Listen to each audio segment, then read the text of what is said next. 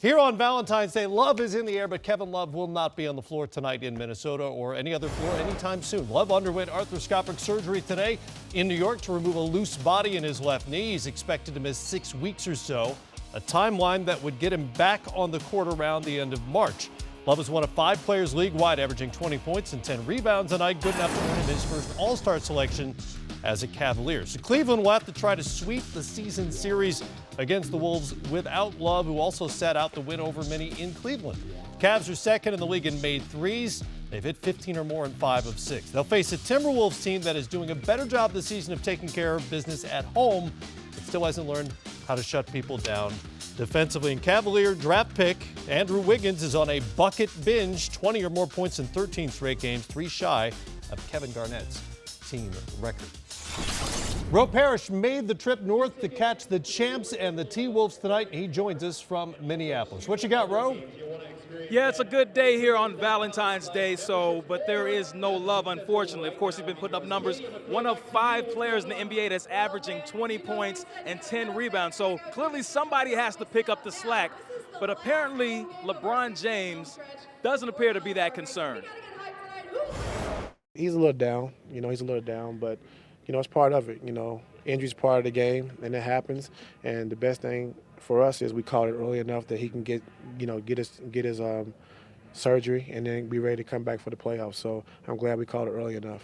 I rest when I retire. As long as I'm in the lineup, we got a chance. We good. Kev is out. Kev is out for an extended period of time. JR's been out, but I'm in the lineup. I'll be suiting up. We got a chance against anybody, so I ain't worried. So, of course, LeBron James doesn't appear to be worried, but Coach Lue said also, we can't run LeBron into the ground. So far, the Cavs are only 2-7 against teams in the Western Conference. So they look to improve that tonight, and they get a little help in the lineup as Amon Shumpert returns from that ankle injury. All right, Ro, thank you so much. Ro Parrish rocking the Valentine's Day garb, I might add. Is that velvet? Very is that velvet? Crushed velvet, baby. What is that, velvet? That's crushed velvet. Sir. That is. It gets smooth. That is crushed. That look good. I'm glad I didn't go with that jacket. That would have been embarrassing tonight. I have one exactly like that. Well, we're all glad you didn't go with it. Trust me. Appreciate that. So the Cavaliers, just as they're hitting their stride, they've won 5 of 6. All that stuff about the roster and the playmakers seems to have been a thing in the past, and now this. As a coach, lay out the next 5 or 6 weeks, whatever it turns out to be, without Kevin Love, if you're Ty Lue. This is the start of the kickoff to the real season. After the All-Star game, teams that want to win a championship, it's how well you're playing then. You sit down with your group and you say, look, guys, we don't have Kevin Love for the next 5-6 weeks. You know what? Derek Williams, look what you're going to be able to do. Look at the advantage. We're going to go small. We're going to play different lineups. All you guys have a chance, and you become a better team because then all of a sudden those guys in the playoffs have confidence. They've played extended minutes. Kevin Love comes back, gets 2-3 weeks of playing. This is a chance to make you a better team.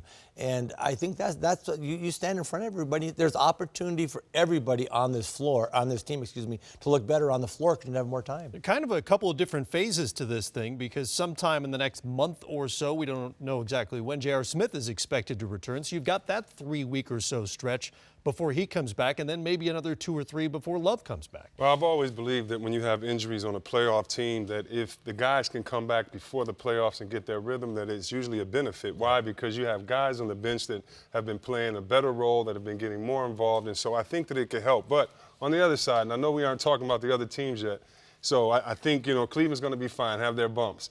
But right now, if I'm Boston, and maybe Toronto, but if I'm Boston, I'm saying, listen, nothing's guaranteed. No one even thought we could get this far. But you know what our goal is? Because everybody's goal is to win the championship, to get a high seed. Right now, our goal is to get home court advantage. That's the #1 goal. Quit thinking about anything else. Because if you get home court advantage, anything can happen. Yep. You're only 2 games behind, and you're hoping that the Cleveland Cavaliers fall and lose, a few games there. So if I'm Boston, my eyes are set like, hurry up, Isaiah, go have fun at All-Star. But we need you back to take care of this business. And that's less of a priority for the Cavaliers, who won Game 7 on the road in the NBA Finals last year. So there's an opportunity there. In the meantime, roster-wise, there effectively are 2 spots available on Cleveland's roster. Derek Williams is on a 10-day contract. They don't have to keep him. And they moved Chris Anderson the other day to create another spot. What should they be looking for? They need a big. But, I think Derek Williams will be there for the rest of the season. And I think he's exactly the kind of player that they needed because he can play the 4. He can play some three. He can defend and rebound, which they're going to need. And he gives them an edge. I mean, he's a tough physical guy, which in a lot of ways, that's something they've missed. They haven't had guys on the front line that bring that edge.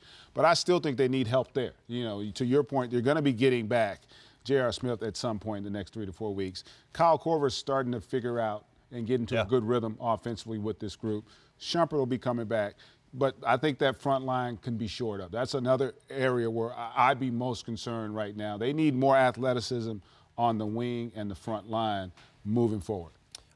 Meanwhile, in the immediate future, Kevin Love can't play in the All-Star game, obviously. Adam Silver will make the decision on an injury replacement. Who are you looking at? Well, it's a tough call. I would probably go with Carmelo. You know, there are a lot of other ways you could go, but the guy that I think of is him, possibly Al Horford. But Al's missed a lot of games, too, this year.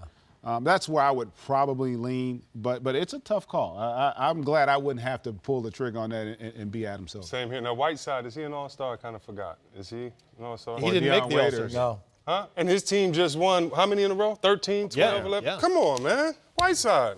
Yeah. I mean, Whiteside. I love everybody you said, because first of all, I wouldn't want to make this easier. And going first in this question is never good, but I would say Bill, Drummond. These are guys that are in the playoffs right now. Bill, Drummond, Wade, and Lowry are in the playoffs. Dwight Howard.